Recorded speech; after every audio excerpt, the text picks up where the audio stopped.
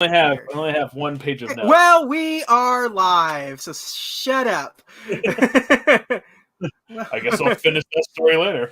Yeah, you better. You kept saying, are you ready? You ready? I was like, yes, I'm ready. My finger has been hovering on go for a while now. Well, I'll finish my joke. And then the duck said, I didn't say quack. Welcome to part 1 of a 5-part trilogy about the Justice League. Oh. I am your host, as always, JJ over there. I was about to call you Nick again, and I apologize, but you're Jake. It has the same ending sounds. Yeah, and if you take away all the other letters, it's the same name. It's the same name. You might as well. You might as well. Yeah. I could be a Nick. You could be a Nick. At least for a middle name. Anyway, so the Justice League, the version we wanted 3-4 years ago. Well, I mean, wanted is a strong. I wanted it. You wanted it. And apparently a bunch of nerds on the internet. a bunch of really time on their hands. Yeah, a bunch of really aggressive losers on the internet. Really.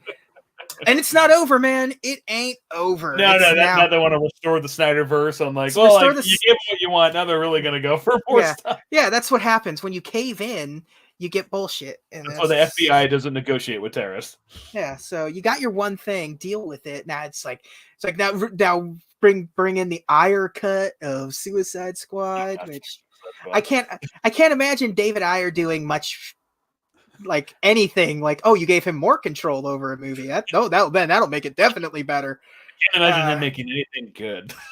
I don't see any way the Suicide Squad could be good. Yeah, that's at least with the Justice League. You can sort of even the original Justice League. I was like, it's boring, but there's at least stuff happening. Like the Suicide Squad is everything. And the Suicide Squad was like. Nothing in this is good. Will Smith is the good part of this movie. Yeah, as he always is. and Margot Robbie did a really good job of being Harley Quinn without being fucking obnoxious about it. Yeah, which I didn't think could be done. She was very much she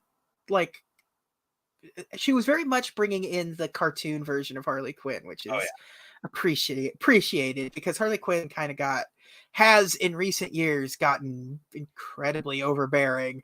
And the Joker without her anymore. Yeah, which is it's she's a good even in the comics she's a good guy now. So it's she is so anti-Joker these days. Have you watched the cartoon? Which one? The Harley Quinn cartoon that's on HBO Max, right there. Oh no. Oh, it's fucking great. It's genuinely funny. I've genuinely belly laughed at that show several times. It's good. Yeah, It's a good cartoon. And I really like the Bane in that show because it's kind of like the Christopher Nolan Bane, but kind of a bit of a sad sack at the same time. He's doing that Bane voice, but it's also just kind of it's good, very good, and it's fun to see. I like the Joker's good in it too. For the few times he's in there. Yeah, although I will say Warner Brothers definitely loves Zack Snyder because for them to do this for him, give him $70 million to do this, and they gave him free reign, on the first 2 ones he did. So they obviously, give a lot to him. Because I was like, they better do this for him because they owe it to him. And I was like, no, they don't. Nothing bad happened. He had something bad happen and he decided to leave. It would have been extremely generous for them to hold off on their movie. For him to deal with it. It's not they did the right thing. Yeah, it's not like it's a Bryan Singer movie where this is all Bryan Singer's fault that production went to hell and we had to bring in a ringer because you decided that the stress of having to deal with your underage bullshit is more than that. It's so listen, we need to get this Queen movie out the door, so just fucking get out of here. It's different. His daughter died. I think WB just this will be nice, and it will give us, and it will this will be nice. He can dedicate it to his daughter, and he can get this movie out there, and it will give us a shit ton of subscriptions to our service. I don't know what the numbers are, but it's really good. Supposedly pretty good. They don't really. I signed up for it. I don't know if I'm going to keep it. I keep going back and forth, so I'm not sure. Part of me wants to not keep it just because that's what they want me to do. But that's what you stick it to the man. Yeah. But it's like, but it's always like, but this stuff's always weird because like when like The Mandalorian came out on Disney Plus, it was like, oh, this is the highest watched first day release of all time. And then like season 2 came out, same thing. WandaVision came out, same thing. And now like episode 1 of Falcon and the Winter Soldier came out, and it's like, oh, it's the highest single day. It's like, so it's just like, yeah, okay. It's just like the Academy Awards, like saying that this is a first when it's not really a first. Yeah, it's like, so I don't know what there might be news out there what like the subscription jump was for the Snyder Cut release date and stuff like that. I'm sure there will be. I'm sure there has to. I'm sure it had to have been impressive. Because I thought of one example, and then I thought of another, and I realized that they're all Warner Brothers. I was like, for some reason, Warner Brothers really seems to think that these like cult things are going to be huge. Like they thought Watchmen was going to be like fucking giant. They thought and everyone was going to be huge. Yeah, and everyone sort of like everyone like with a brain sort of told them like, listen, the Watchmen movie will probably be loved. Yeah. And will probably be a big deal, but it won't be what you pay for it. You know, it's and especially considering all of the bullshit that came at the end of the production of the Watchmen movie, if you remember all that, where they didn't have the rights the whole time. Like 20th Century Fox ended up still having the rights and waited for them to like finish production of the movie to start the lawsuit. And so like Fox ended up getting a portion of those box office draws anyways, so it was all a big fucking mess for him. So I kind of found out like reading the Making of Alien book that a lot of times studios know that they don't have the rights and like, fuck it, we'll just do it and we'll accumulate enough money that we'll have to buy it. Like they're not going to prevent us from releasing this, so they'll make a deal if we're in production. Yeah, I found they do a lot of that kind of shit. Yeah, and that's so oh man, the Alien comic series starts this week. I can't wait for that. Was that a sequel? I don't know what know what this Alien comic is. I just know issue 1 is tomorrow as we're recording, and I can't wait. That's neither here nor there. So we all know I like Justice League, but did you like Justice League? I don't really have any feelings of Justice League. I saw it, and I sat through the whole thing, and there were plenty of scenes in there. I was like, oh, that's cool. Yeah. There were a couple of moments a couple of really silly moments that I marked out at. I'll tell you the one thing that I like about this movie that I don't think anyone would think. When I say this, it sounds like I'm insulting the movie, but I mean it. That I actually enjoy this. The visual effects on the action in this movie aren't the best looking visually. Everyone's kind of really ragdolly and really sort of being pushed around and flot around and stuff. Like when you like, because they're all superheroes. So everyone just kind of flops around weird and like they're getting hit and smacked in the walls and stuff. And it doesn't look particularly great, but it adds this sort of comic book aesthetic to it that I really fucking liked. The key scene is like when like this early scene of Steppenwolf with the Amazonians, and he's just kind of like banging them all around and stuff, and they're all just kind of like they're like, you know, or even like Wonder Woman in the her intro scene in the movie and stuff, like when people are like being punched and they kind of like they're very clearly being sort of special effected away with some force behind them, and it doesn't look realistic, and that's how I want it to look. That's how I don't want that realism in there when you're doing this weird super powered I punched you into the stratosphere. It should look ridiculous. I'm glad it does. There are plenty of scenes like that where it's just like, this looks goofy, and that's kind of how I love that. And they hit a couple of really cool comic book things that I love. Like there is this sort of scene where Darkseid uses his Omega beams, and they're doing the zigzag all around the room. Oh yeah, because that's how it is in the comics. That's how that character is. It's just he's able to just zigzag around. It's never a straight shot like Superman, and it's just like to see that finally visualized. Is really cool. Really good.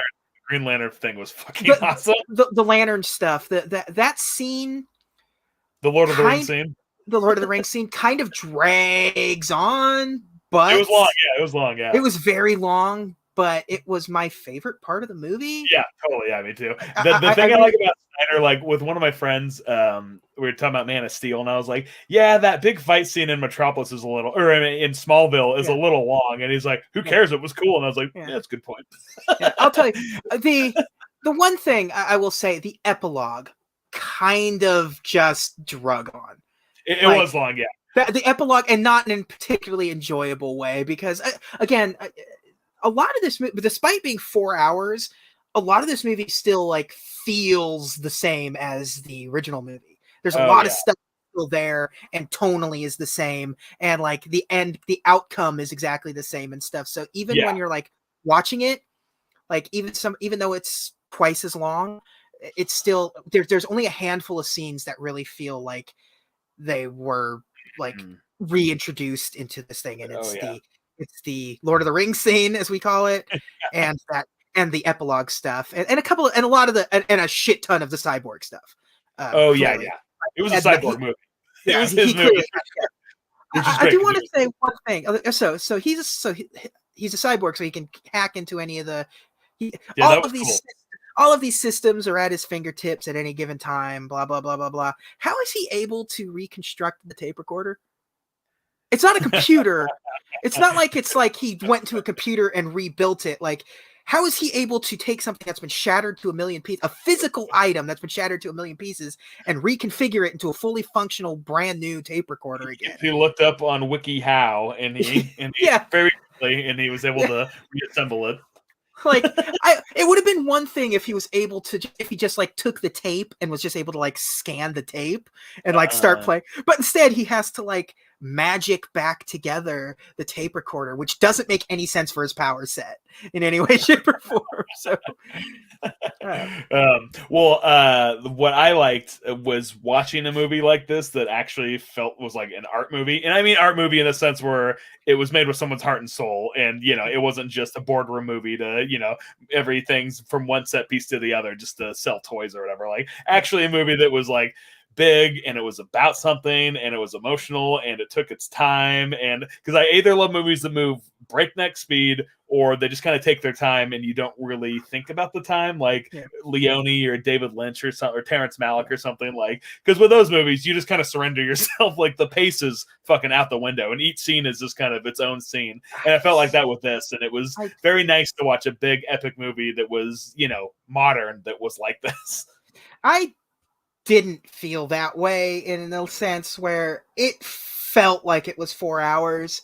And hear me, like, and don't get me wrong, I don't give a shit about. I sat through and watched the entire season 1 of Daredevil from start to finish in a single sitting.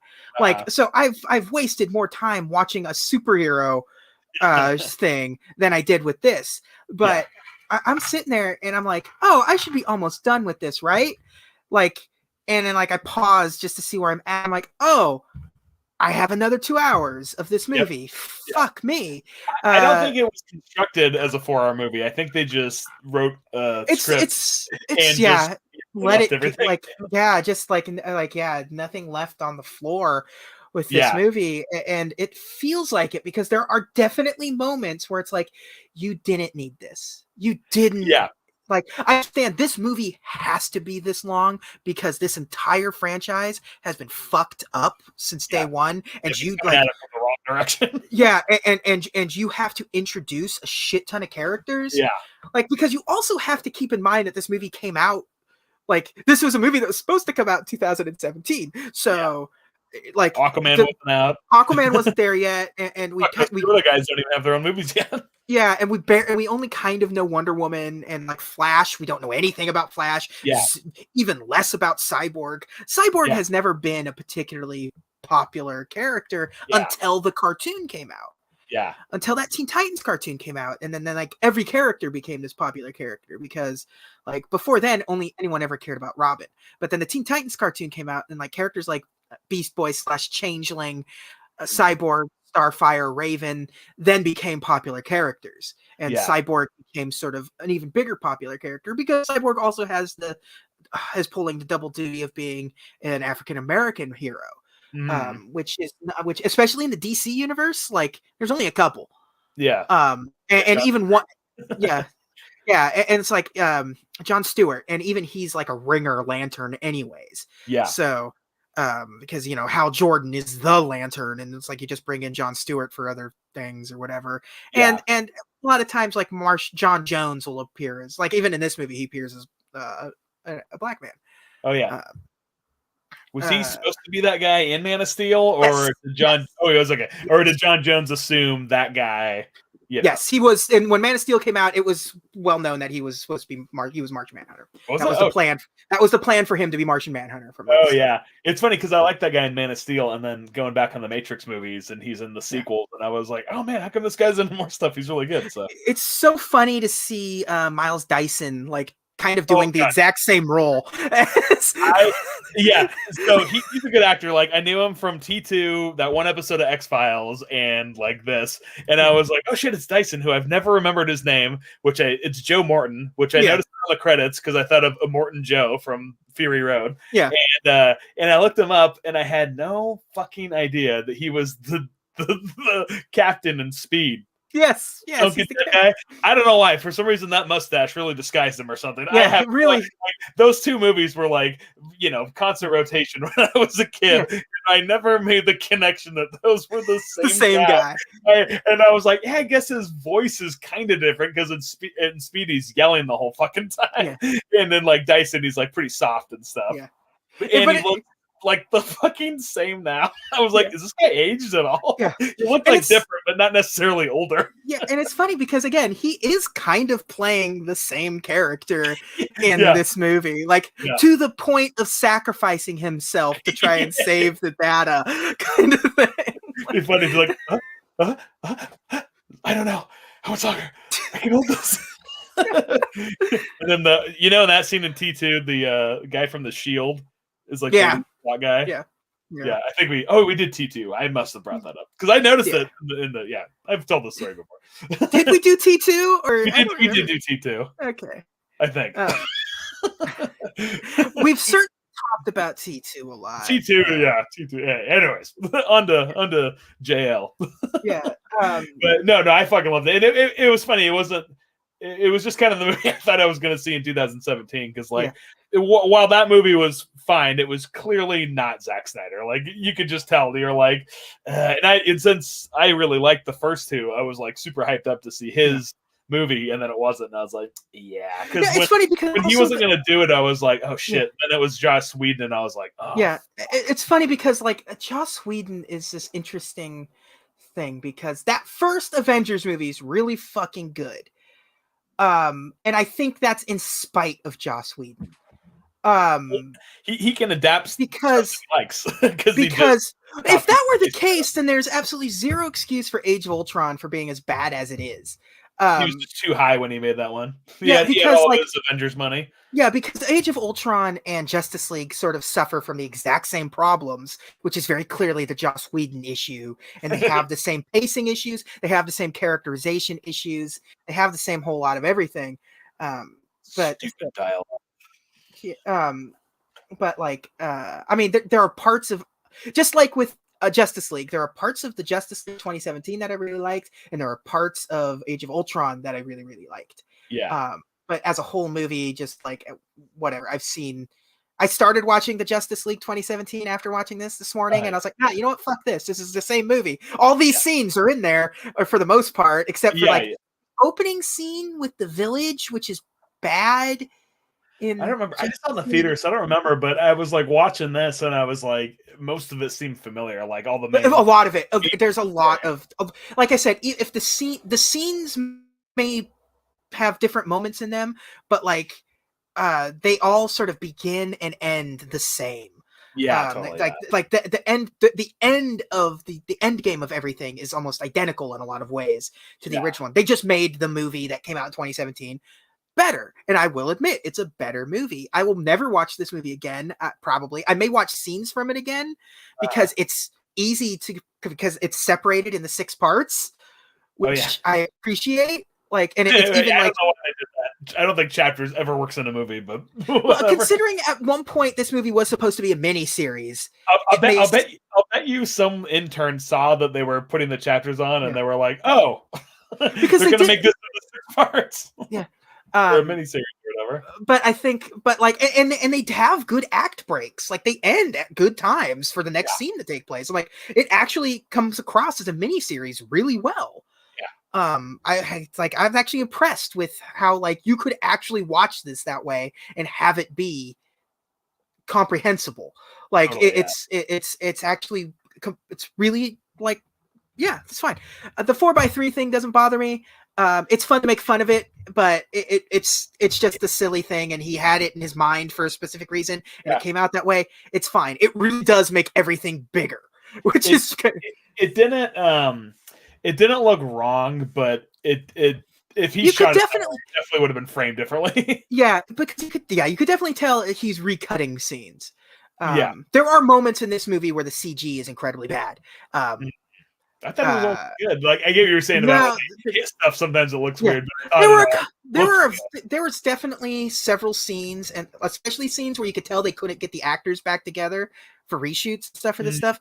So there's like a couple of scenes where you could tell where it's a green screen drop and they're all not together because, like, even the lighting was off on each one of them. Like, they had like lighting was weird and stuff. Like, this is from a different.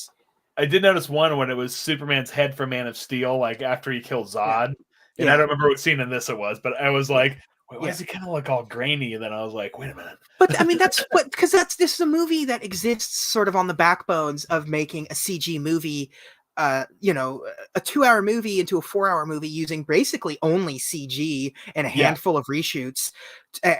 Things are going to sacrifice. It doesn't, again, it's a comic book movie. Like, none of the Marvel stuff ever looks particularly great.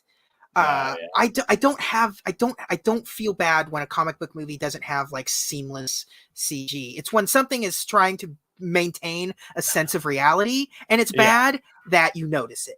It's like, and there's things like that. But yeah, I was excited to see Lantern stuff pop up in here. That was cool. When the ring took off and he reached out for it and stuff. Shot the guy. It was cool. I was waiting because I was like, are they? Because they kept talking about and the Guardians from the Stars, and I'm like, well, I know who that is. So like, but they just kept not showing it. So I was like, are they getting clever? It's like, why aren't they showing the Lanterns? Like, I know you didn't cast who's going to be Hal Jordan in movies yet, so there's not going to be a Hal Jordan in this, but there has to be an alien Lantern or something. When it finally happened, I was so stoked. I love the Lanterns so much. Lends himself to a movie so easily too. Like, and it's cool because like the Ryan Reynolds movie, like, it's a bad movie. It's fun kind of, but like when they're on the Lantern world, you're just like, I just want a fucking Green Lantern movie, man. Just give me a real Green Lantern movie. And I love Martian Manhunter. Always have. I love that character. And I've always been a Manhunter fan. Yeah, and to have him sort of the way he popped up the first time in this movie was really cool. Where he's disguised as Lois. That was really cool because when when he transformed back, I actually did give an audible like, "Oh shit!" Because that was a good scene. That was comic book as hell. And I fucking loved that. The epilogue where he comes back and he's like, and you can even tell like Ben Affleck's Batman was like, cool man, where the fuck were you? Like we've already taken care of this, and now you're telling us we didn't take care of it, and now you're gonna help us? What the hell, man? It was cool though because with his scene, because when I watched it again, I was like, wait a minute, why does he pretend to be Superman's mom and tell Lois all this shit? And I was like, oh, because he wants them to go help her. Like, it was cool. He was like kind of the back doorway helping her out. And I was like, cool. And he's trying to get her in their direction. Yes, because he knows that's important somehow. Lois is the key. For what happens in the movie, and then for something that we don't know. Well, I guess because she's pregnant with Superman's kid. You know, they Superman Returns. They were like, "Fuck! I really wanted to see what was going to happen with that. We better do that shit." Well, I mean, like, we know what happens because we definitely have that scene in there where he's holding Lois's dead body. Oh yeah. And Darkseid puts his hand on Kal-El's shoulder. And it's basically going to flip him and turn him into. It turns into Injustice. because so Injustice is the video game franchise done by the Mortal Kombat people. Yeah. But there's also a comic book series that ties into it because it's a really cool fucking story that it seems like they're gonna kind of lean into a little bit, where the Joker kills Lois Lane in an explosion in Metropolis, and it makes Superman kill the Joker, and eventually just realizes that Superman is just like, nobody can stop me. None of you can protect yourselves. So he just becomes like dictator of the world and sort of throws the planet into chaos. And that seems like that's what this is. Like, it's Lois dies, he loses his mind, and now he's the villain of the story. And it seems like that's whatever Justice League 2 would have been. I'm pretty sure the response for this has been pretty fucking positive. And DC, as we all know, doesn't know what the fuck they want to do. So I'm pretty sure if this does as well as it's going and the reaction's as good as it is, there's no reason not to, because you haven't even started what would be a follow-up to this yet. Like, totally. Like, there's accuracies between this and Aquaman, but they're like tiny. They're not that big of a deal. And it's like these movies all kind of have little inaccuracies. It's the nature of comic books. I mean, like, it's like, who the fuck cares? They're always like details. It's just correct that in the next movie. All it takes is like a stupid line of dialogue or something that's like a throwaway line, or just don't care. Nothing. Who gives a both options are completely reasonable. Like Marvel, how come the thing was 10 feet tall? No, he's 8 feet tall. I don't fucking care. I don't know. They didn't say it. Nobody can. Like, I didn't notice until you stupid nerds said something about it. But like, and despite the tight continuity and everything, like, they still have that shit in the Marvel movies, and nobody really cares because it doesn't really matter, because most normal people don't care as long as the movies are fine and the resolution and the end makes sense. Like, as long as it makes sense at the end of the story, the little minor details don't fucking matter to most people. Whatever. Why is M in Casino Royale the same M as in Die Another Day? I don't know. Who gives a shit? Is it the same character? But I have no answer for that, but whatever. Yeah. I couldn't fucking tell you. Who cares? It's the answer. Yeah, exactly. Who cares? And that's the thing. These are comic book movies. Like, even though this one's is trying to do its dark, gritty stuff, it still is a comic book movie, and it can't help but do its comic book bullshit. It is a movie that does feature a human being coming back to life.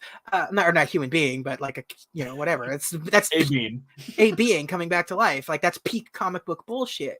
I will say, this extended longer cut with Superman does do a lot more to make me like his Superman than I had in previous stuff. They especially reeled in the Jesus stuff, which I am happy about. Because Superman's not, even in the comics, Superman's really not an analog to Jesus. It's always a weird thing when they kind of dovetail it into he's a Christ-like figure. Not really. It's going to be the name of my album, Analog to Jesus. Analog to Jesus. But like, cause like, no, he's an analog to immigration. Like, that's like, Well, the way I always saw their Superman was they were taking a kind of a more realistic approach, where, because Superman, they don't really like normally go, hey, there's an alien here. What the fuck? Like, what does that mean? They're normally like, oh, cool, this guy's an alien, and he's saving us, and he's nice and great. But in Man of Steel, it's like, wait, this is an alien. What the fuck does that mean? And that changes a lot in the world because there's an alien and people are scared, and then he's trying to do his thing, but people aren't really accepting him, but he's still trying to, be Superman. And then he dies, then everyone goes, oh shit. Just like what happens a lot when somebody dies, then people realize how good they actually were. So then he comes back, and now he's going to be the Superman we know. I never saw it as, I saw it as he was becoming Superman. Like, he wasn't there yet. It was his journey and his story to get to the different kind of Superman. But that's the problem with that, is that with Superman, the journey is his childhood. That was like that was like their approach. It was just like that's what I really liked about Man of Steel. It was just the alien aspect of it and what that would do to the world. Because they've really despite him really loving his parents, they don't really play into his creation as Superman all that much. You don't really see, outside of Kevin Costner telling him not to save the busload of children because it would be bad to show your powers off and then dying. Like Ma and Pa Kent are the catalyst for why he's Superman, why he is the way he is, why he, even in the face of all of the, because even in the comics, he was always facing adversity for being, Superman was facing the adversity of being an alien. Wasn't accepting, you know, because remember, initially he wasn't an alien, but once it becomes established as an alien. And so, you know, from his upbringing, he was able to, like, you know, his Ma and Pa really instilled upon him, like, who he is and why he's good no matter what. But to sort of just like him having to like figure that out through fighting an even more powerful evil alien multiple times over to discover his true goodness is it's kind of I don't think he's discovering that, but just discovering how Superman's place in the world, you know, and people are more not so much him, but people accepting him. But it's funny because like his Superman wasn't really, by the time his Superman died, he wasn't even established all that long. Like, no, he wasn't. I mean, I really like these movies, and I think they're doing very well, like with the stories, and they're like telling a good story in the way they're doing it. But they're coming at it all wrong, you know. Like their Superman's death story being his second story is kind of weird. Like I said, I like what they did with it, and of course, making the team movie when you're introducing half of the team in the movie is like, what are you guys doing? Like, you guys are, like I said, your brains are all fucked up on this. But like I said, I think they're doing well with it. But they're definitely. I simply do not like his Superman still. I doubly love his Batman now, and I wish he was just the Batman guy. Because I think he fucking gets Batman. He understands. Like, his Batman dialogue is great. And Ben Affleck's doing a really good job as Bruce Wayne. Oh, he's fucking great. Like his Bruce Wayne. Wayne. I've always liked Affleck. Like, I remember people hated him after Armageddon or whatever, and me and you were like, Ben Affleck's good. I'm a big fan, and Ben Affleck has only made me a bigger fan of Ben Affleck as the years go by because he is such just a normal dude so much of the times. Like, it's just nonstop photos of him like accidentally dropping his Dunkin' Donuts coffee that he gets every morning, and just exhausted smoking a cigarette outside or whatever, trying to get clean. Just poor Ben. I think he's finally. Well, he definitely looks better in the Martian Manhunter end scene. You're like, man, Ben looks healthy. Like, he looks fine in the movie, but he definitely looks a little puffy. And then in the last scene, he looks. That has to have been a reshoot, right? It looks like because he looks super trim in that scene. Yeah, and it's not a particularly long scene, so and it doesn't take place anywhere else in the movie or something. Exactly. So it's just like, this definitely feels like a reshoot thing. I think they only reshot that and the nightmare scene. I think other than that, it was just. No, they definitely reshot the nightmare scene, and I think it's funny because they talked about bringing like Manganiello back to do reshoots.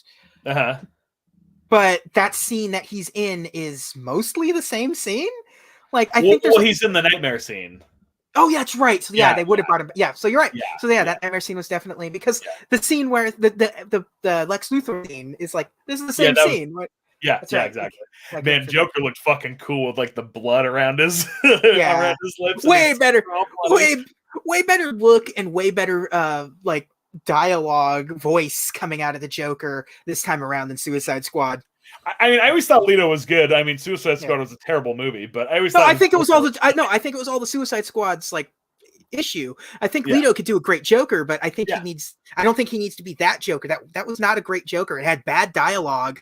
And was like, and like, I always thought he was good though. And like, the look is way better. Like, whatever the look, the other one is fucking face tattoos. Yeah, it's just like he's the Joker in this one. Like looks like it's the Joker here. Yeah, and I do like that they're also, again, there's Last Night on Earth, which was an Elseworlds, Black Label story where Batman wakes up and finds that the world is ended, and he's sort of like making his way across the desert wasteland of the thing, and one of the first things once he makes his way to the wasteland is he finds the Joker's head in like a jar lantern kind of thing.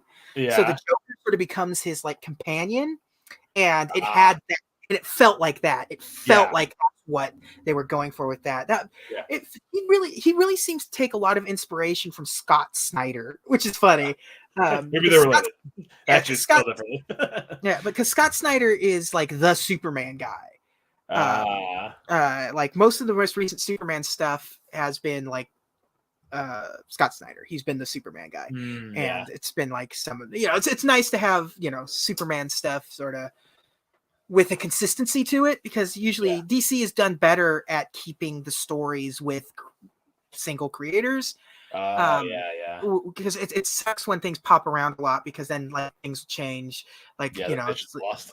That's why X-Men in the 90s was so, and 80s and 90s was so successful, because it had one guy. He had Chris Claremont writing X-Men and related X-Men books. That's what his job was. And so like that's why everything is still so, like all of the movies, the cartoons, even the comic books to this day still use Chris Claremont's run on X-Men as sort of the part of it, because he created so much of the lore. And it's just like, even the Batman stuff, Batman has sort of a singular like writer now.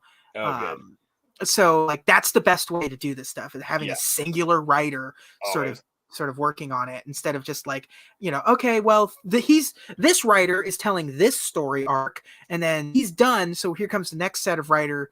Like the artist can change. It's cool when comics change their look once in a while. Like, and it's some artists are better than others, obviously, but there definitely is some Scott Snyder influence going in some a lot of his.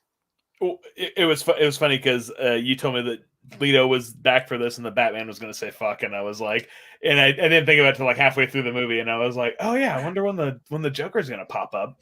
And then I thought about it every once in a while, and then I forgot about it, and then it was like the last action scene. I was like, I guess Batman's going to say fuck here or whatever. And then he did it, because remember in Batman vs Superman, he's like stuck in the Batwing and Doomsday's coming up, and he's like, oh shit, and I thought it was just going to be like something like that, and then.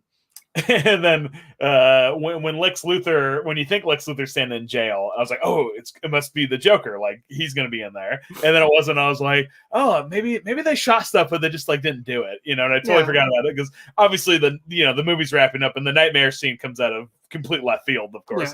And I was like, oh, there's Joker, okay. And then I totally forgot about the fuck. And then and it was a great the way he said it, because it was a really good way to add more impact, because it's something that Batman never says. He's like, I'm gonna fucking kill you, and you're like, oh, nice. Like, yeah, that really did need that fuck on there. Really added some extra umph to that one. And I love the way the scene was shot, where it was like the focus kept fluctuating and stuff. It was very cool. It was a good kind of subtle way to make it kind of stand out.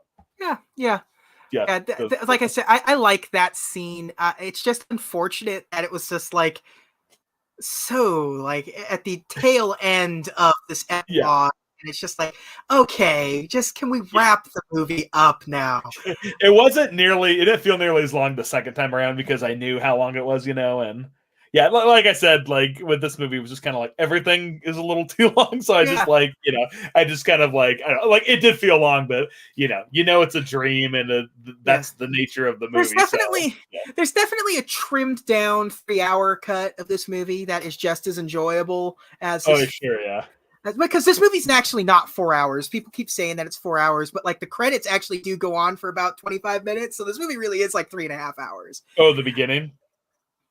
Just this movie. I was saying, no, the end credits. Like when when it was over, it was like 3 hours and 38 minutes or something is what it like ended at or something. Like, like the credits just kind of kept dragging on, because there's a lot of them, because it's 2 movies, so you have to credit everybody that worked on it, and also has the foreign language credits too and everything. So it's just like. So, like, the movie was actually over significantly before the 4-hour mark hit. So, The only nitpicky thing, it's not even nitpicky, it's just an observation as a longtime Batman fan. Batman would never fucking let these guys know that he's Bruce Wayne. I know. Like, I know. like in anything, they never know who he is. Superman does because he's Superman, but nobody ever fucking knows, and he will not let them in. Yeah, it's so fun because and the point is proven at the end where Lex Luthor knows that he's Batman. Yeah. Although I think what I like about movies, because in comic books, they're running in place. There's just a new story each week, and Batman's not necessarily going through stuff. Arcs happen, of course. Yeah. But that's what's kind of cool about the movies is you really you squeeze the juice out of these guys, and you really make them go through something. So we're definitely a softer Batman that we've ever seen, because we've seen him begin, we've seen him continue, but we've never seen it like towards his end in his twilight years. Yeah. So it's cool to see him kind of softer, and Batman was at his ultimate extreme in Batman vs Superman, and him realizing, oh fuck, I kind of fucked up with Superman. Like, he was right, we should be together. And then he feels indebted to him and that he needs to make things right and unite everybody. So it's kind of cool. So you're kind of getting Batman surrendering to this bigger ideal again, instead of him just being him. So it's kind of cool. So you do see him softer, which is kind of nice. And they definitely went for the Batman Kingdom Come look, where he's got the silver in there, which looked great. Yeah. No, I'm a big fan of this Batman. Really am a big fan of this Batman. Even if I don't like a lot of like the movies and whatever, like the Batman's fucking great in this. Yeah. Ben Affleck, I remember when they said it was kind of weird, and you're like, Affleck, but it was kind of cool. Using a movie star was a really good idea, because at this point Batman is a movie star. He is, in Bruce Wayne, he's big, so he kind of needed that little star power, which I thought was a good idea.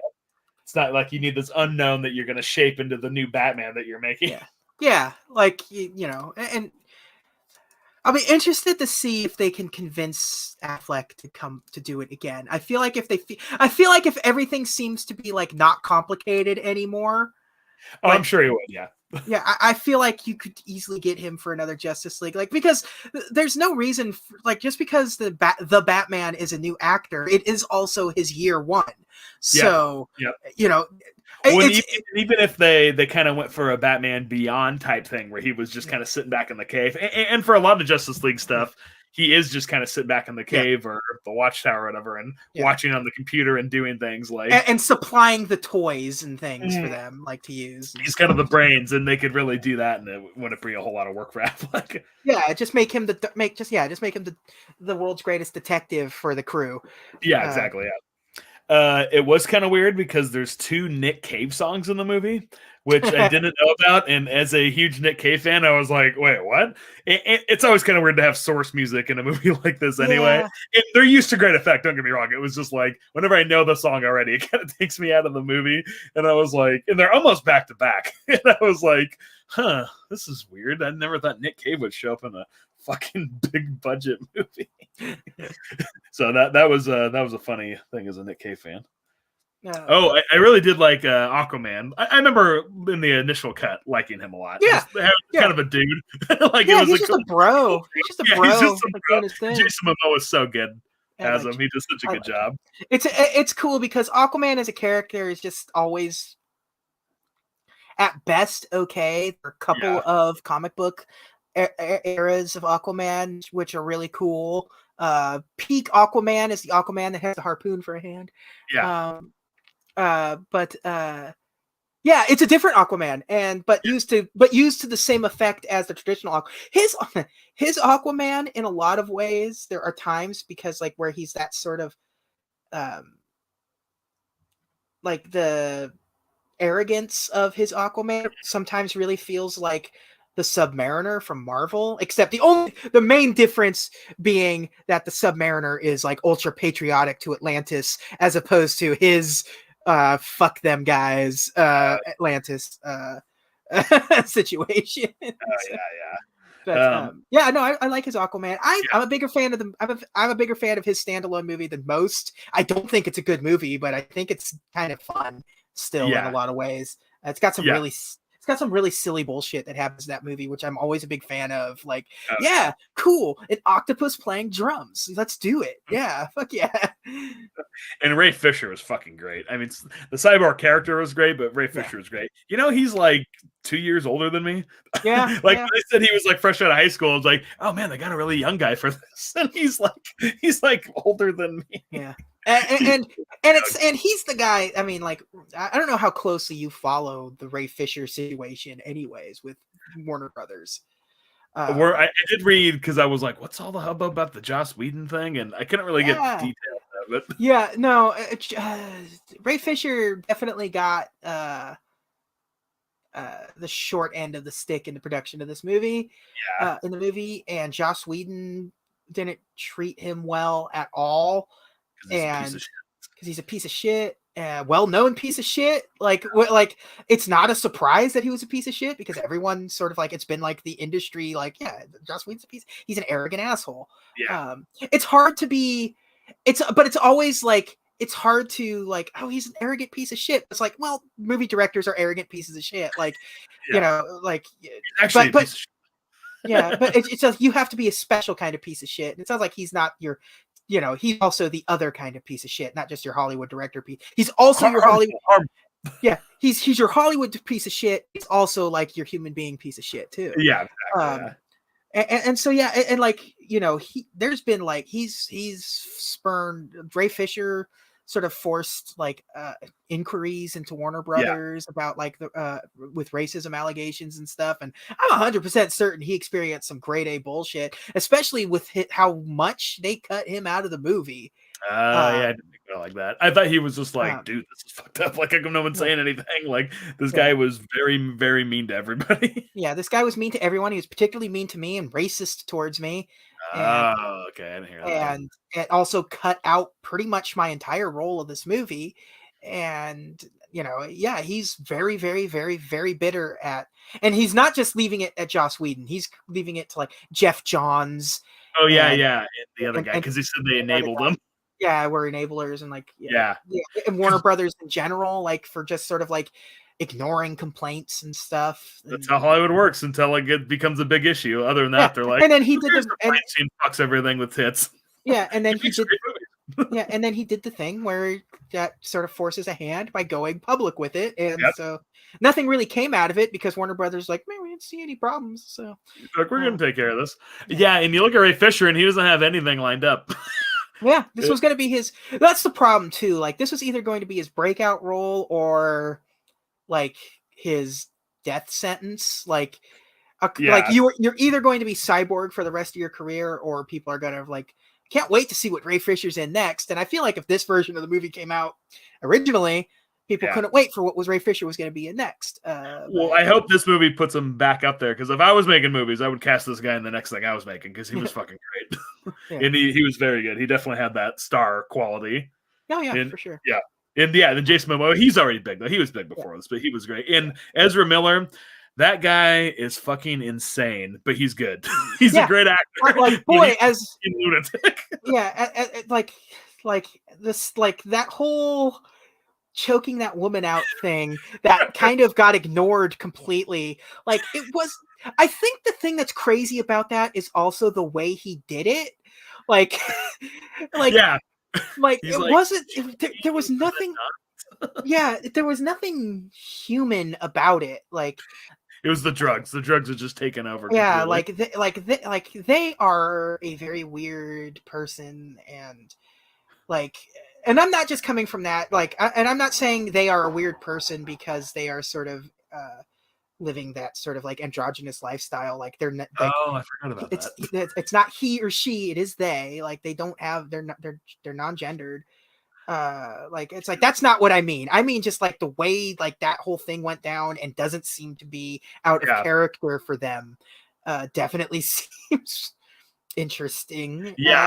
But he's a good Barry Allen. Yeah, it's great. Yeah, there was some weird quote where they like got the cops called on him because he was like with Emma Watson in a hotel singing at like 4:00 in the morning. Yeah. He's like, I don't know why people did that. They just like don't appreciate your great voice. And I was like, you don't see what was wrong with that? And I was like, you're like already affected. Like, and you like barely even been in Hollywood. Yeah, I don't know if it comes from a rich family or something, but I'll be interested to see if I mean, I want that Flash movie. I've always loved the Flash. Yeah.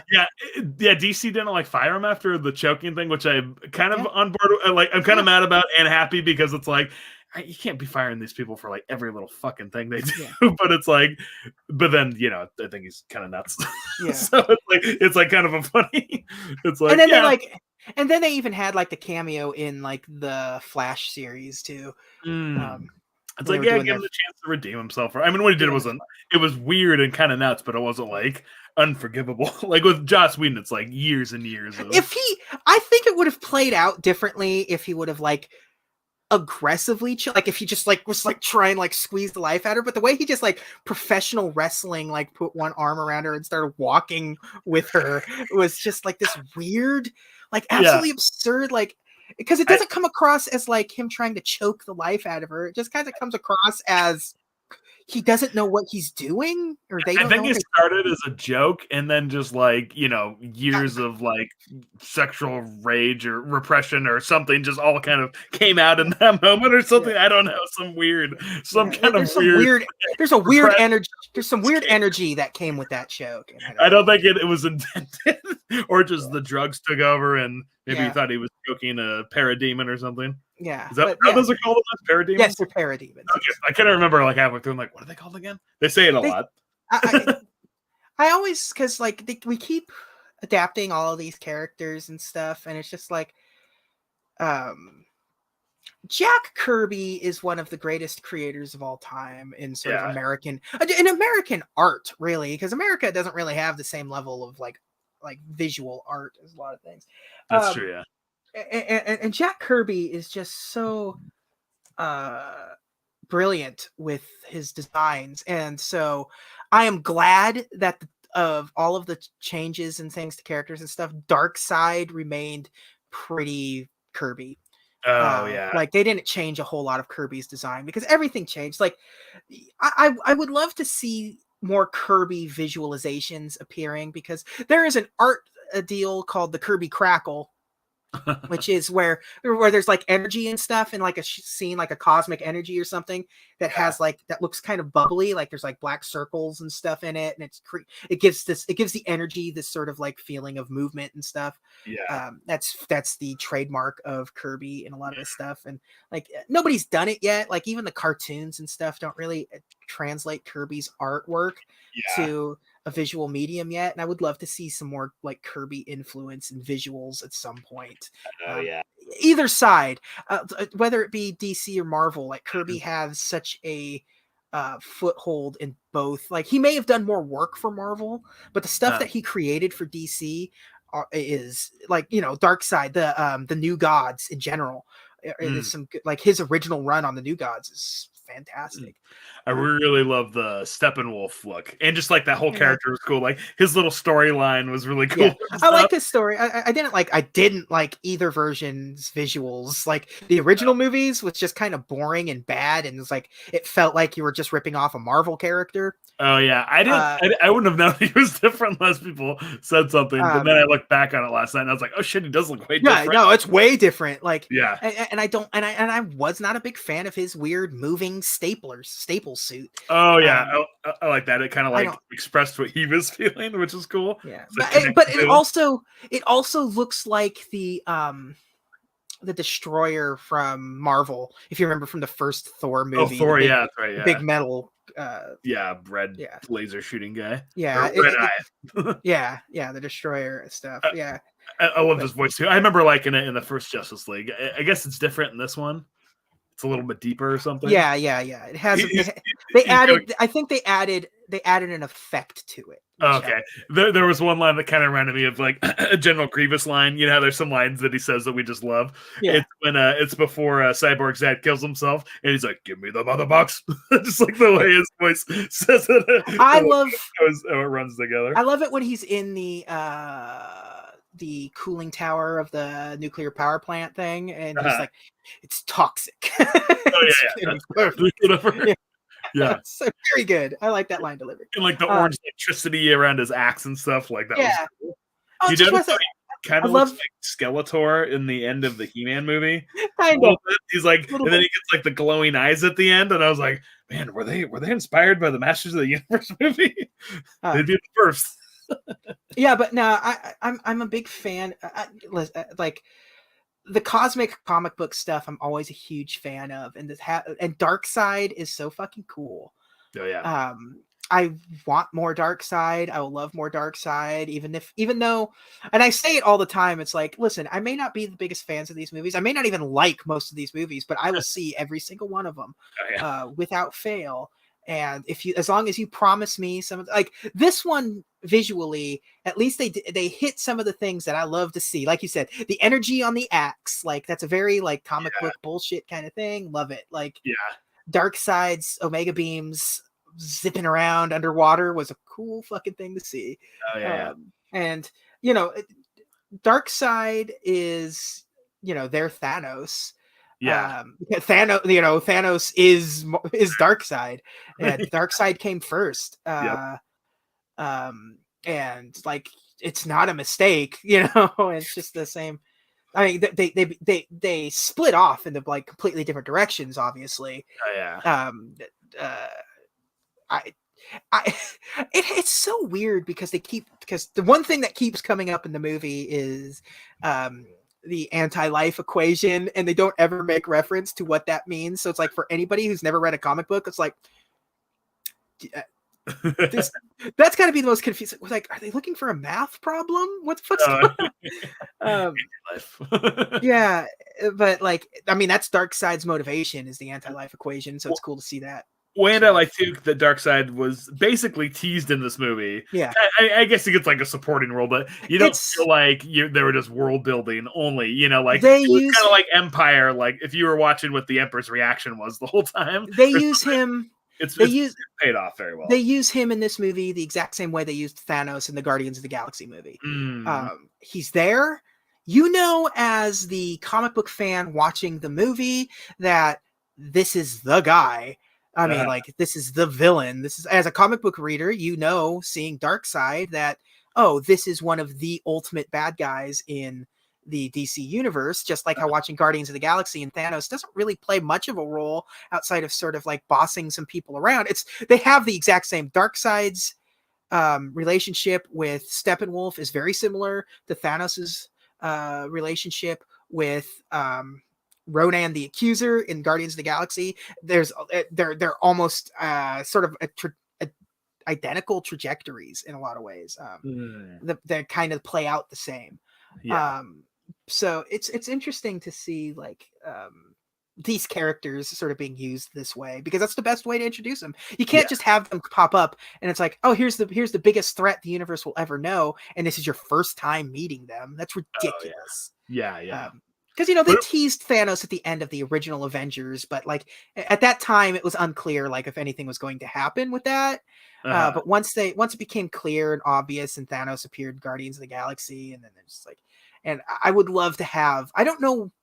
There is no Infinity Gauntlet style storyline for Darkseid, so to play off of Darkseid is sort of the world is Snyder's ocean if he gets to go back to it. With Darkseid, I think he will. Yeah. I think they will go. Like I said, DC is not really. If there's one thing Warner Brothers knows what to do, it's to throw money around. So. And they're very good at trusting their guys. They put a lot of faith in their creative people, which I like, which is something you don't see a lot these days. So it was very nice to watch Justice League and actually like have it be like, whoa, they like fucking gave him free reign on this movie. It was nice to see with like my favorite guys. So it was cool to see that.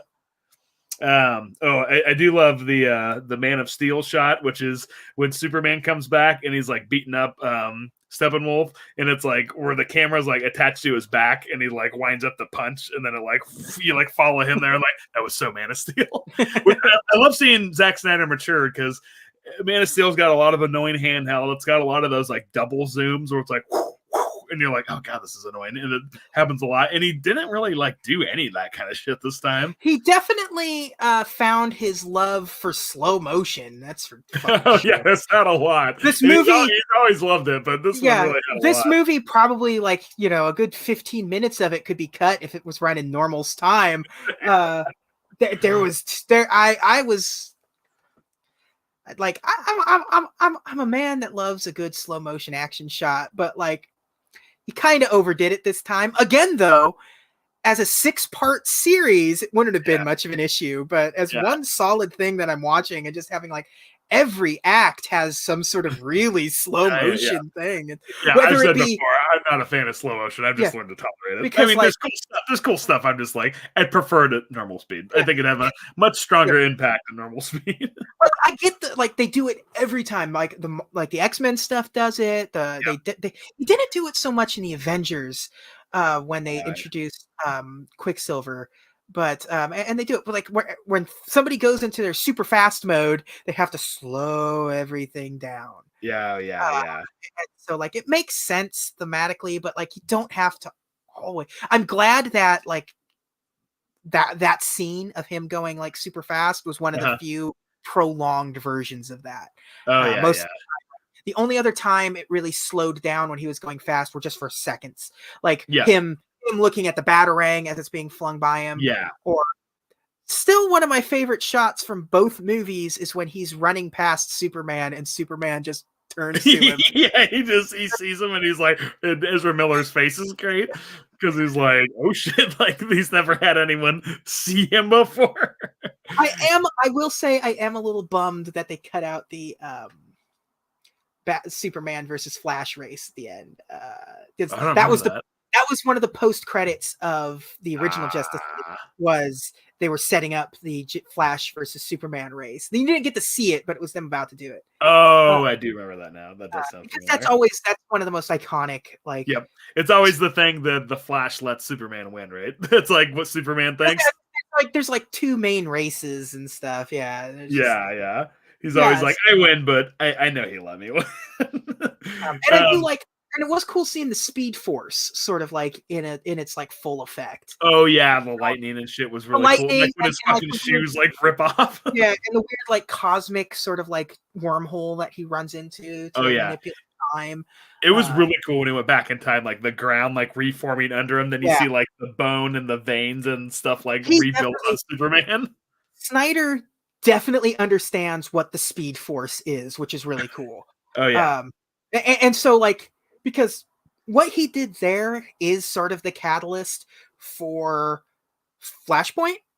Like, he's manipulating time and he's going to manipulate time to such a degree that it's going to send him into an alternate dimension, which, and so Flashpoint paradox is what created the New 52. Which eventually led into, all that nonsense and rebooting everything. But well, the end I thought was really cool about them showing them work as a team kind of effortlessly. It wasn't like they hated each other and they're like, I don't even know why you do anything, and then they like the biggest problem with these kinds of things is like making because we've already experienced all that turmoil like at the beginning of this, and even like in Batman versus Superman where they sort of introduces that turmoil. Like you can't prolong that into 2 movies. It'd be fucking ridiculous. Well, in this, they don't really fight. Like, the first scene in, like, the tube with Steppenwolf, they're not like, what the fuck were you doing? They're just like, oh, man, we weren't really organized at all. Even the Flash comes in and he's like, this isn't working together. And they kind of... kind of pull it together. It wasn't like their conflict with each other. It's just they just, like, didn't know how to work together. But it's cool, like, how each of their strengths, like, and they didn't, like... put a lot of focus on it, which I liked. And it's like, everything's going down and they're doing this, they're doing that. Everyone dies and the Flash reverses time. It was like, it was very cool. It was fucking awesome how they did that. A nice cameo of the Hall of Justice, which was nice in the Nightmare. In one of the Nightmare scenes where it actually shows like the wreckage and it actually has one of the arches for the Hall of Justice, which is really fucking cool. Oh yeah.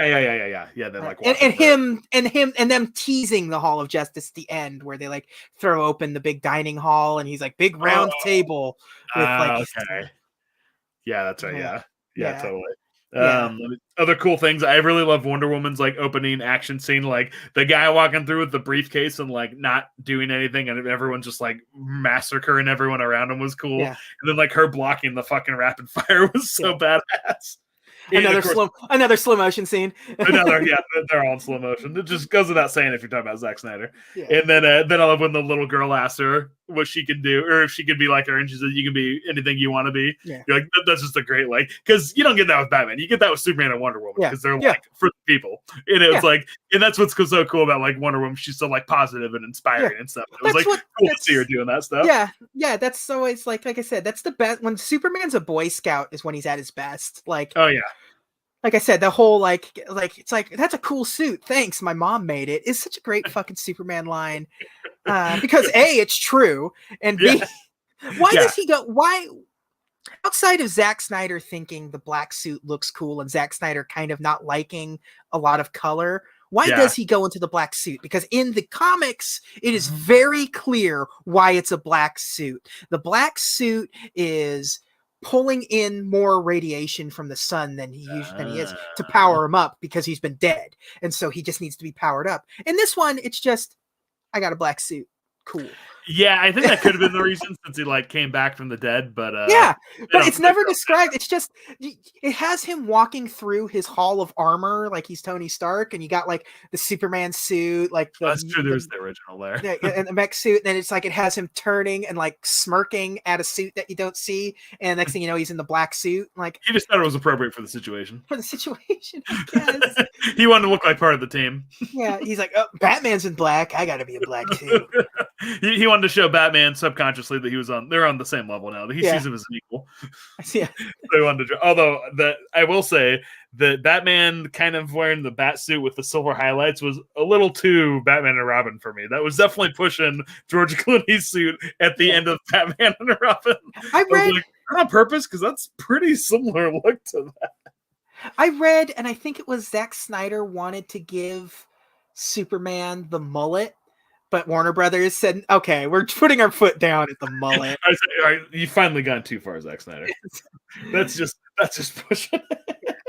Oh yeah, that was bad. Superman in the '90s was bad. Yeah, there was a lot of Superman in the '90s too. Yeah, there was like that era of outside of the Death and Rebirth storyline, like everything that came after that was just like, definitely. If you could sum up '90s comics in the 90s comics in one word would be excess. There was just the first edition was a big deal coming in a fucking bag, and everything was polybagged.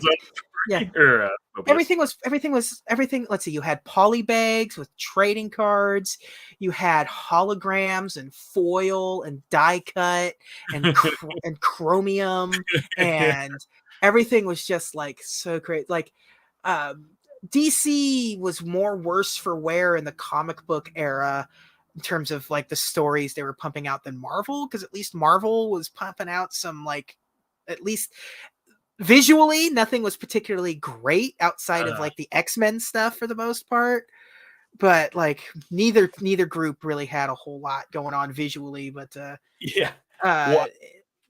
I think people realized how much comic books could be worth, which kind of misinterpreted where there's a very small group that's worth a pretty good amount of money. But outside of that, they're not really worth anything. Like you got anything from World War II era, that's going to be worth a buttload of money. But other than that, in like first editions and shit, but just like the main characters, but other than that, not really. And just because you buy the first Cable issue doesn't mean it's going to be worth $1 million in 20 years.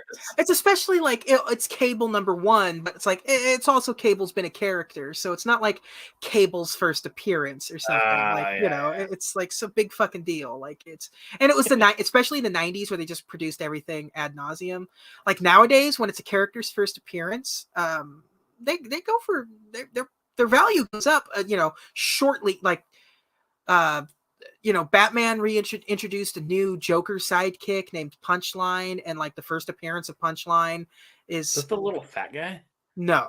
Okay. That was from White Knight. I don't remember what his name. Punchline is just new Harley Quinn, basically, but serious. That was a White Knight. What the fuck was that? It was the one where Joker kidnaps that girl that's Bruce Wayne's daughter, supposedly, and he's that little fat guy that keeps trying to kill himself, but he can't. Anyways. Oh, yeah. Whatever.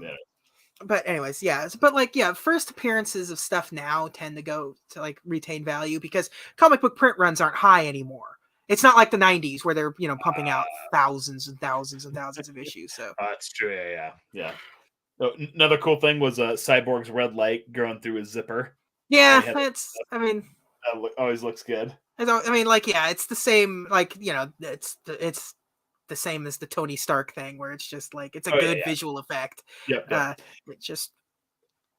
I did love when Superman comes back and he gets shot. His cheek jiggled, like from the shockwave from the bullet.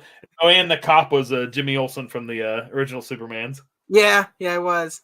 I don't think I would have noticed it, but I had watched the movie like the original Superman like the day before that. I think I would have recognized him because he's also the brother from Back to the Future, which I didn't realize until I woke up last night. I always wear a suit to the office. It is funny that this is a director's cut where it's like a big deal coming out. It's like, like 4 years isn't really that big of a turnaround. No. Usually it's like, they didn't even the DVDs, it was like when it came out on video, but before that it was like 20 years or something. Yeah. Usually some kind of anniversary or and its official title is Zack Snyder's Justice League. It is not the Snyder Cut as it's been called or anything. It's official. It's like the official title of what was I always want to call it All You Need Is Kill because that was the comic book name. The Edge of Tomorrow. Edge of Tomorrow, like Live, Die, Repeat is now its official. Like they rebranded it later on for some reason.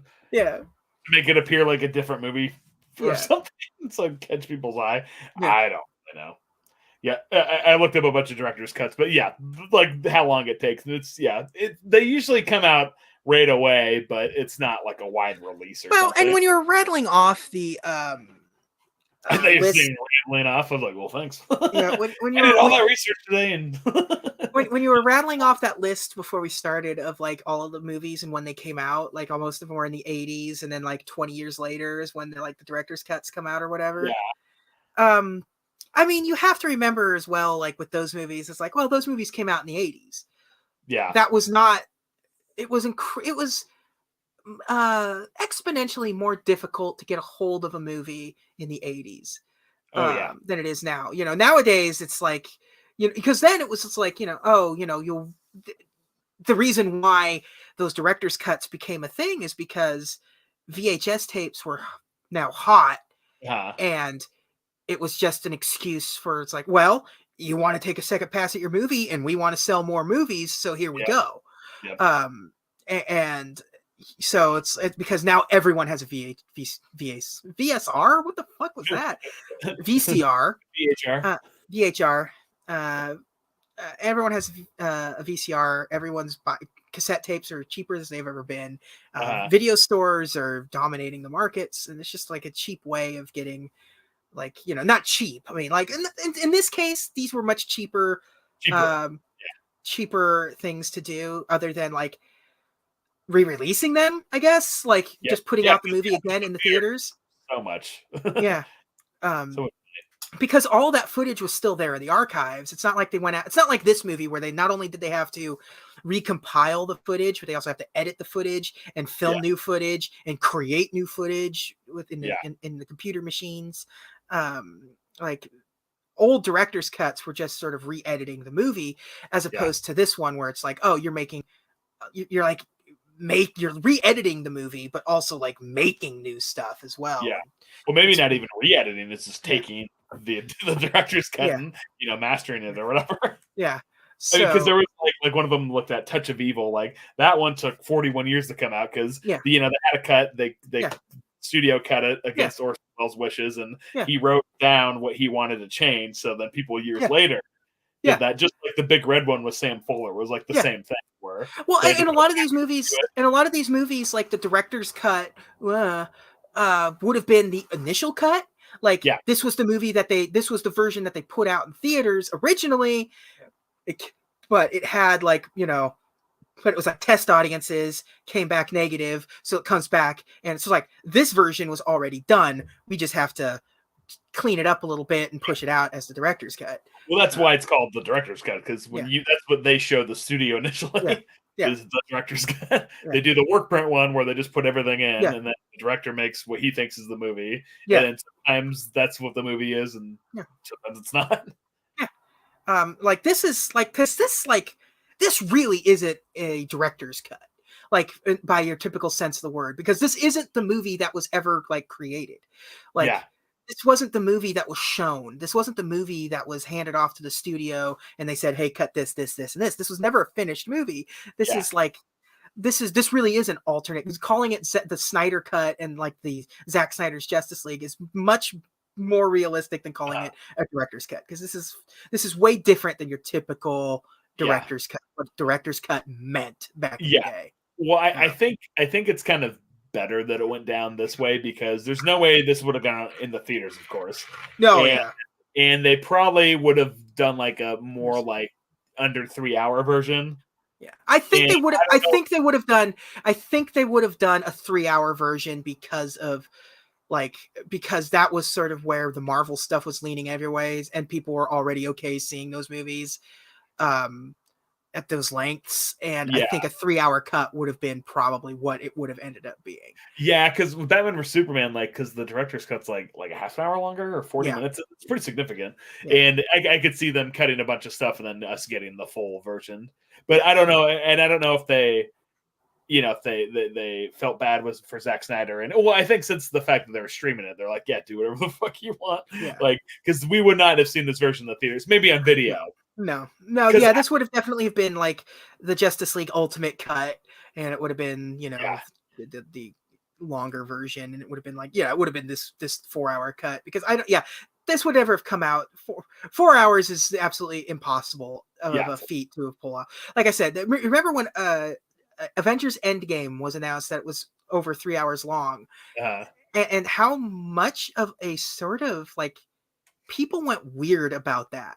People get really weird about that. I don't know why they went weird on this. And like, you're watching in your fucking house. Like, you just watched like 5 hours of some fucking TV show. That was always my thing. Like, it's funny to make fun of it that way, but at the same time, like, so what? It's 4 hours. I've definitely spent more time sitting on my ass playing video games for 4 hours. Or we said watching, the entire season of Daredevil or whatever.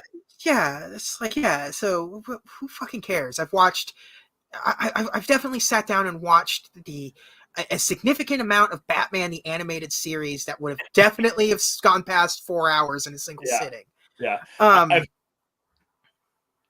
You go. Our visual words were like swords clashing. But I definitely see, like, because like when Endgame was announced it being just a little over 3 hours, and it's just like you have like people like, well, here's the time where you're going to want to get up to go for your bathroom break and stuff. It's like, it's a 3 hour movie.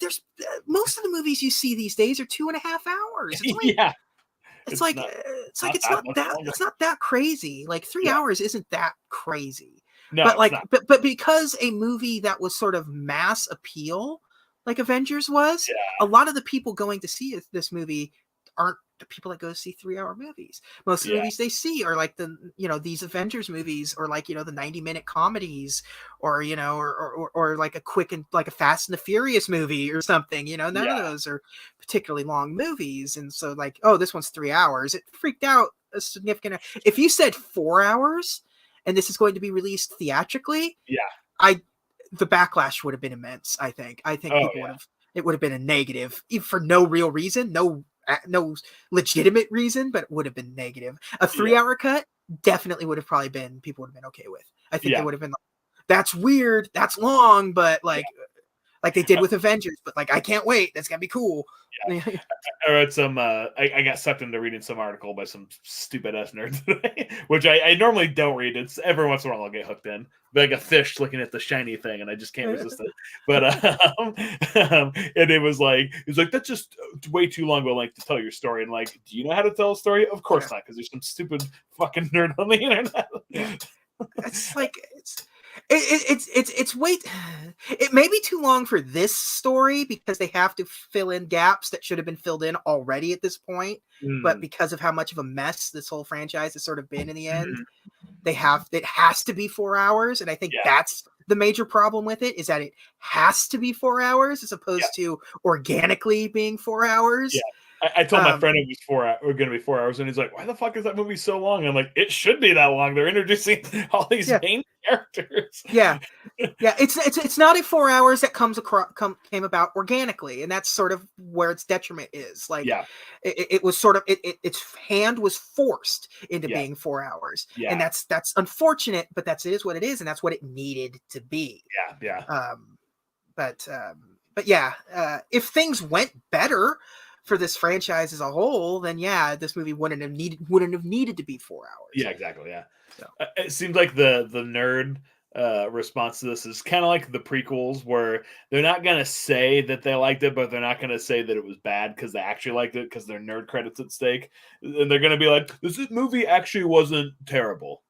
I'm like, well, does that mean you liked it, or does that mean you just like want to put a negative word in there positively? It's like that kind of seems to be like what it is that I've seen. Like, and I'm not looking too deep because obviously I get mad at those stupid people who are more worried about their credit than actually saying their own fucking opinion. But anyways, because at least on the last episode, I spent a good 25 minutes explaining what my beef is with the. I was actually after. That was just me and you talking. No, it was still being recorded. Oh, was it? Because we were talking about what movie we're going to do next, and I just kept talking, and that's why it ended up being the hour and a half. Ended up going to 2 hours. Of course. Anyways, that's pretty much all my notes. I didn't do it during the movie because like this movie was fresh in my mind. It wasn't like Prometheus where I've had all my first opinions already, and it's like something like this. I'm like having my first opinions, and it's like fresh in my head. I did notice one thing that I thought was really cool. Just kind of one of the themes in it was dads, or like dads and kids, parents, but especially dads, because you got obviously Cyborg with his dad, and you got the Flash with his dad, and you have Superman being a dad. Like that's like kind of looming in there, and you got the thing with Aquaman and his dad or whatever. Aquaman. Agua. Yeah. This movie now featuring 100% more Willem Dafoe, which I'm always a big fan. Oh, is he not in the first one? I think he just has a small part in the first. I saw him pop up with his long ass hair, and I was like, Willem Dafoe's in this? Was he in the Aquaman movie? I don't remember at this point. I don't remember either. I think so, because there was him. I feel like he was. I feel like. Yeah, I feel like we were. I feel like there was a lot of teasing of him. Oh yeah, because he looks absolutely ridiculous. Yeah, he does. Yeah. It was funny with Amber Heard, because I told my wife about her and Johnny Depp, but she know like who she was, and then like I leaned over after she showed up on screen. I was like, she's the one that beat the shit out of Johnny Depp. I'm like, oh, you can tell she looks fucking crazy. Yeah. she's got the crazy in her eyes. And I mean, they fired her. So did they? I thought they did. No, she's not gonna. No, that she's gone. Oh yeah. She sounds like a horrible person. But like, we also don't know what the future of this franchise holds. So what the it's like Aquaman 2 could very easily just not happen. Yeah. And like Ezra Miller sounds like he just has problems and maybe should lay off the drugs or go to psychiatry or something. Yeah. But or just not be 22, wherever the fuck old he is. But with her, it sounds like she's like fucking insane. They just announced they're making a Zatanna movie, which I did see that. Okay. Well, somebody said like, oh, DC announces they're working on a Zatanna movie. And I'm like, well, there shouldn't be a character that you're not in some stage of developing at any given time. Like every character in the DC universe should have some sort of movie, cartoon, TV series, something sort of like in some stage of development. Like it'd be ridiculous not to. Like, do you know how much I would love for them to release a Blue and Gold movie? I would absolutely fucking love a Blue and Gold movie. I need the Blue and Gold. Is that Booster Gold? Is that what we're talking Booster about? Gold and the Blue Beetle. Yeah. Okay. Blue and Gold. Blue and Gold. Okay, now I got you. Oh, I love Blue and Gold stuff, man. Did you catch the Gardner Fox cameo on the semi-truck? Yeah. I saw that. I didn't know who Gardner Fox was. I couldn't remember. I was like, was that the the original Green Lantern, and, and then I looked it up and I was like, okay, I did recognize it as a cameo though. They're actually good with their cameos. The only one they really went out of the way for was like, if you didn't know, would be like, what the fuck was that? When the Green Lantern, like when the ring flew, and of course it took like 2 minutes, but other than that, their references were all like very. You know, kind of subtle and, you know, didn't call attention to themselves. Like, because I hate those ones where you're like, I know that meant something, but I don't know what it meant. Yeah. It's like when it's a little too, when they.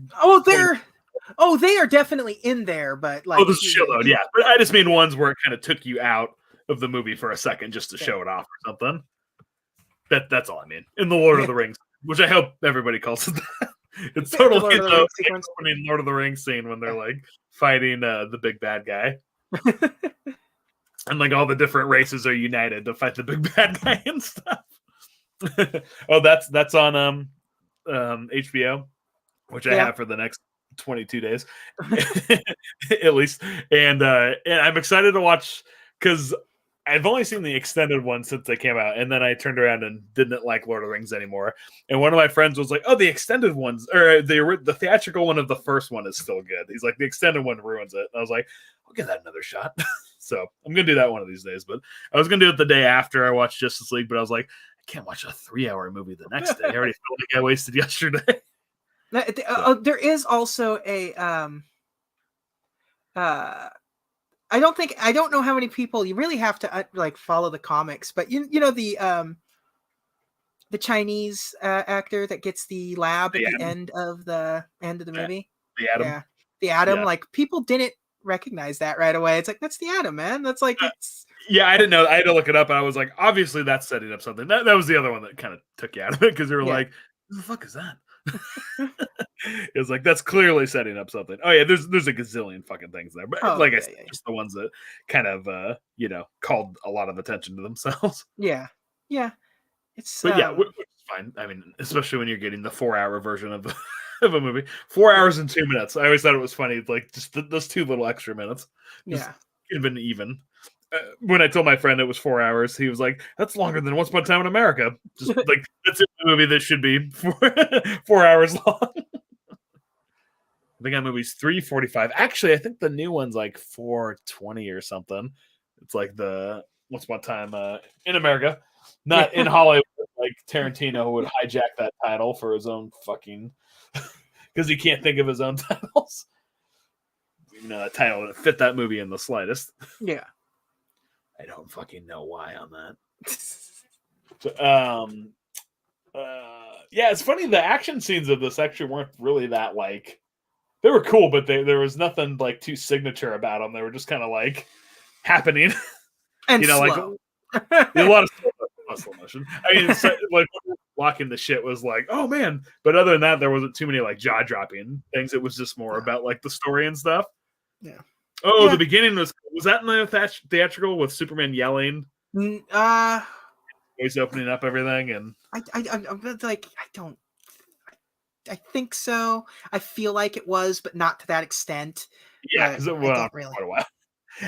It was funny that the credits were on it, and I'm like, that's kind of weird. But if that scene didn't have the credits, you'd be like, why the fuck is this still going on? But since it was a credit scene, you're like, yeah, it's the credit scene.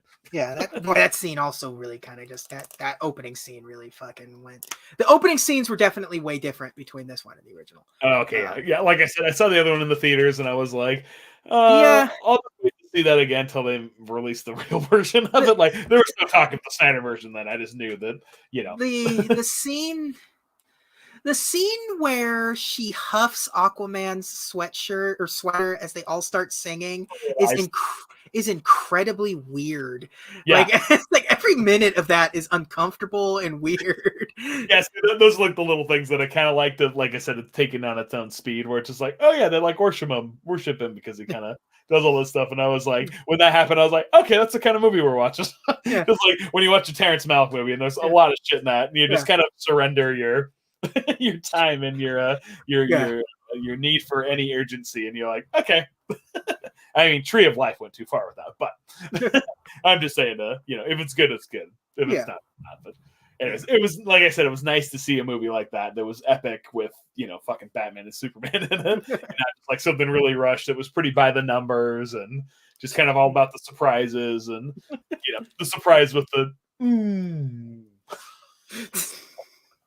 which on my new synthesizer I got, I have that sound, so I can't wait to use it on. Also, as a person that just simply does not watch any of the MCU stuff, you finally get your sort of big movie, big Marvel, your big comic book, huge action set piece movie. So because after Dark Knight Rises, there's not really been that many big movies for me to go see. Yeah, so for people that have been with the Marvel stuff since the beginning, and it's just kept getting bigger and more bigger, more explosive movies. And now TV shows. Oh yeah. Fucking TV shows. I always hate that when I'm like on Netflix or whatever, and I see something, I'm like, oh, it's cool. Then I click on it, it's like season 1. And I'm like, God damn it! Just want a fucking movie. Just want something that wraps up in 2 hours. Want something that may or may not end. I want something that will either give me all of the answers or none of the answers. Damn it. I guess that's pretty much all I got to say about that. Yeah, and that's all I have to say about that. That should be our next movie, Forrest Gump. I love Forrest. I still love Forrest Gump. I don't care. It's showing its age, and it's not as good as it once was, but I still fucking love that movie. So I definitely appreciate it as a grown-up even more than I already did. But yeah. So, like I said, my opinion of the movie is I really don't care. It was fine. It was definitely a better movie. It definitely needed what it got. Yeah, time. Yeah, because Superman was vastly improved by those extra 30 minutes. Like, so jam-packed and so quick, and like the guy with the sunglasses, you're like, what the fuck is this guy doing? And then the director's cut, you're like, oh. I mean, that's kind of their problem. They should write a 2-hour movie. They shouldn't write a 5-hour movie and have to try and squeeze all this shit in there. Like, I don't know what they're thinking, but like David Lynch shoots a 4-hour movie. And then makes it 2 hours, and like George Lucas tries to make a 2-hour movie. Like, that's how you should do it, because all those problems of pacing and story and character and everything will come out in the writing process, and not just hey, let's just shoot a whole bunch of shit and then put it all together. Like, you should have more of a focus than that. But so I like the result, but definitely have a different approach to it. I'm definitely more, I don't know, there's something that I just appreciate about this existing. Like, it's just this weird little piece of movie history that's always going to exist at this point, of just this weird story of this bad production that sort of got to right its ship a few years later in a weird way, based off of some weird circumstances between fans on the internet and the people involved with the production, all coming together unanimously to create this new wave of this because it's really an unheard of situation here.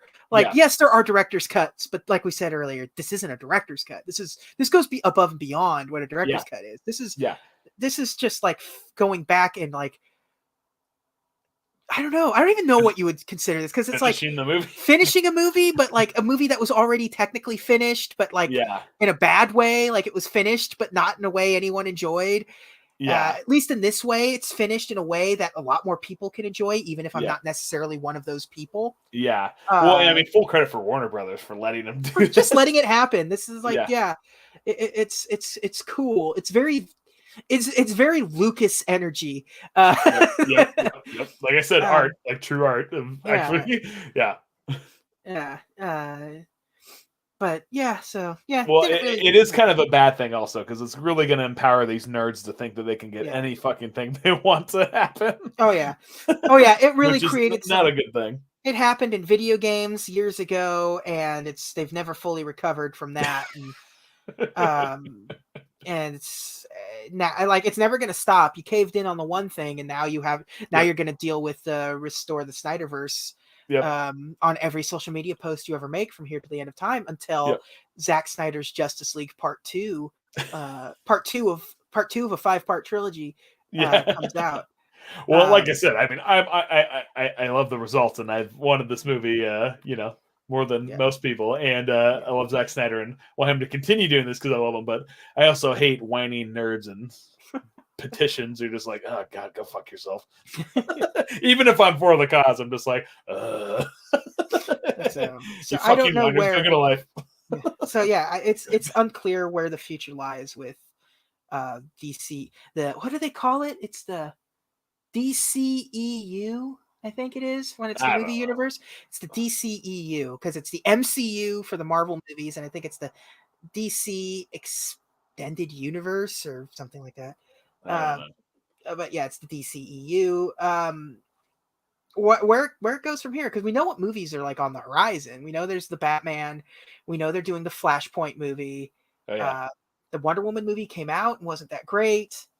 The Black Adam movie, Shazam 2. I never did see Shazam. I always forget that it exists.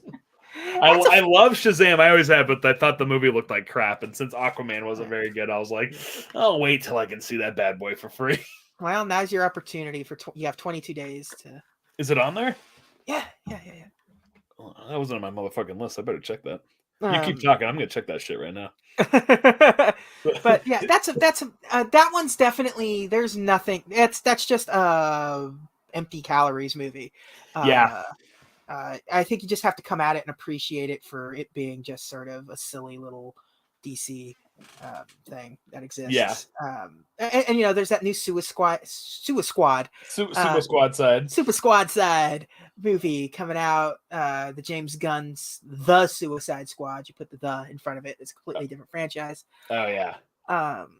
And like outside of that, it'll be interesting to see where the Justice League stuff comes, because there's plenty of groundwork to make another Justice League movie. Yep. I think this proved to be a successful experiment. Which is good, because they usually don't go my way. Like recently, of like things that I really like or things that don't end up doing well, but things I think are garbage end up doing really well. So I can't imagine. I don't know what the numbers are, but I can't imagine this was a failure of an experiment. It's a failure in the sense where it's probably not going to make any money outside of subscriptions, and they got my $14 for the month, and then you're not going to pay another $14 ever again. Probably. We'll see what happens. But I feel like that's going to be a lot of ways. It's like, so we'll see how True Detective turns out. Yeah, because I have to assume next year this will get an IMAX release. I have to assume that.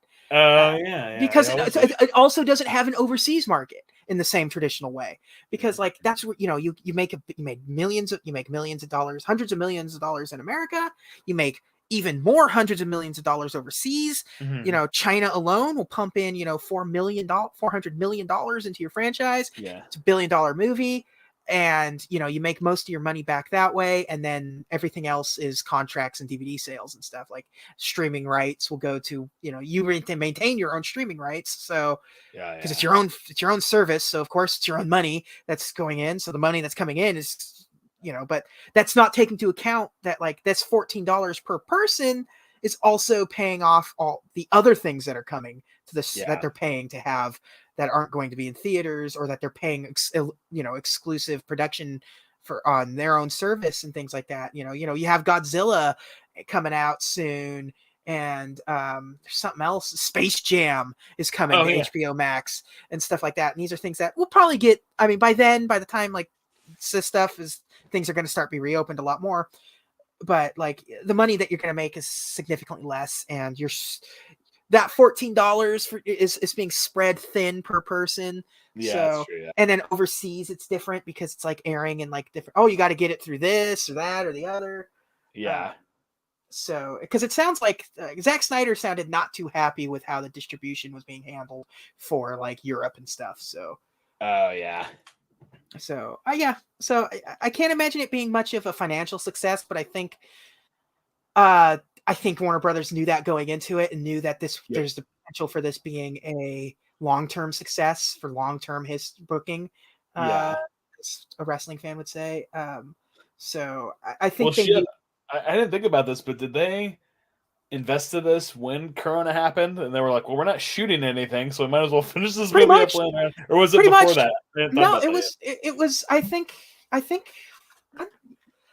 mean, as far as we know, I think they announced this last year. So yeah. We don't know how long it's been happening. I mean, there's been plenty of people, like there's been plenty of other bullshit going on and stuff. So Yeah, it's who true, knows? yeah. Behind the scenes, they probably knew going into this,